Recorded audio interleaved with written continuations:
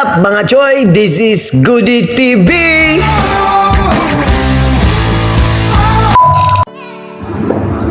What's up mga choy? Kini si Goody TV ug welcome back sa ato ang channel. Ug karong adlaw mga choy, ako ang ipakita sa inyo ha.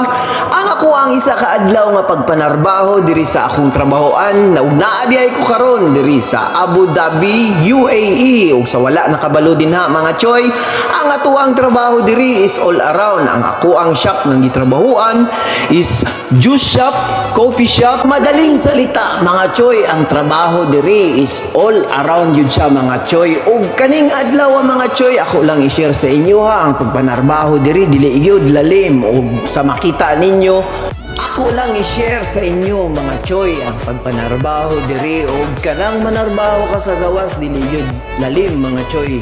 Sa mga baguhan din na kailangan yun nato og taas nga pasensya kay wala ta kabalo kung unsa pay ato ang ma-experience sa umaabot na adlaw.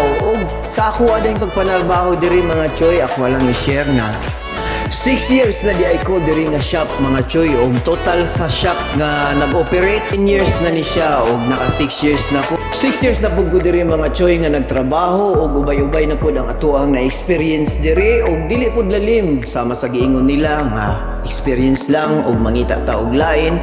Pero sa akong bahin mga choy, og sa ako ang bahin mga choy, ako lang yung gibalanse ang atong sitwasyon kay natay pamilya, praktikal og ang ato ang gibuhat nakadesisyon ta nga miskig in-ani kailangan nato mag-stay sa ato ang shop. Og so far so good mga choy, ang ato ang kumpanya maayo man ang pagpasweldo, dili ta kaingon nga gamay, dili ta kaingon nga dako. At the same time dako og natabang sa ato ang pamilya, lalo na sa mga anak nato nga nag-eskwela mga choy. Kay sila nagadepende pod sa tuwa. Og sa mga nanarbaho sa ibang bansa mga choy, share lang gyud nato nga taas-taasan nato atong pasensya, magtiis. Og pasalamat ta mga choy nga naatay mga blessings sa matag adlaw ug nagtuloy-tuloy ang ato ang shop pag-operate kay dili lalim abi na katong mga panahon nga naay pandemic. Di gyud nato mawala ang kabalaka kay ang tanan nga trabaho ug tanan nga kumpanya halos naapektuhan gyud mga shoy. Ug bihira lang ko nag-video ani nga part sa ato ang trabaho.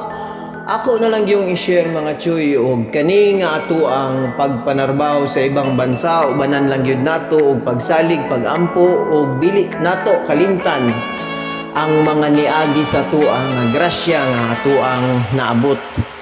Kay og dili tungod sa ato ang panalig, dili man pud ni imposible nga mahitabo.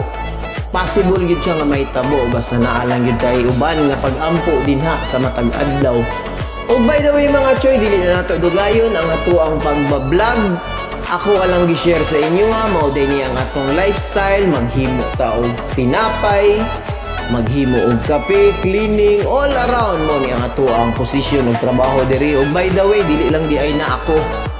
Kami tanan staff is all around me mga choy. Og sa ako ang pag-video, wala na nako sila gi-appeal og ako walang gipakita sa inyo ha kung unsa ang ako ang lifestyle sa trabaho diri. By the way, kita ta sa sunod na ako nga video mga choy. Ug sa mga OFW din nga nanarbaho, labi na nga naay pamilya, sipagan na jud nato ang ato ang pagpanarbaho kay isa man na sa ato ang goal nga nianhi diri nga maningkamot, manarbaho og igampo lang nato mga choy nga ang ato ang pangatawan, ato ang kalusugan magpermanente nga healthy. Kay sila nga pamilya nato sa Pinas nagadepende sa ato.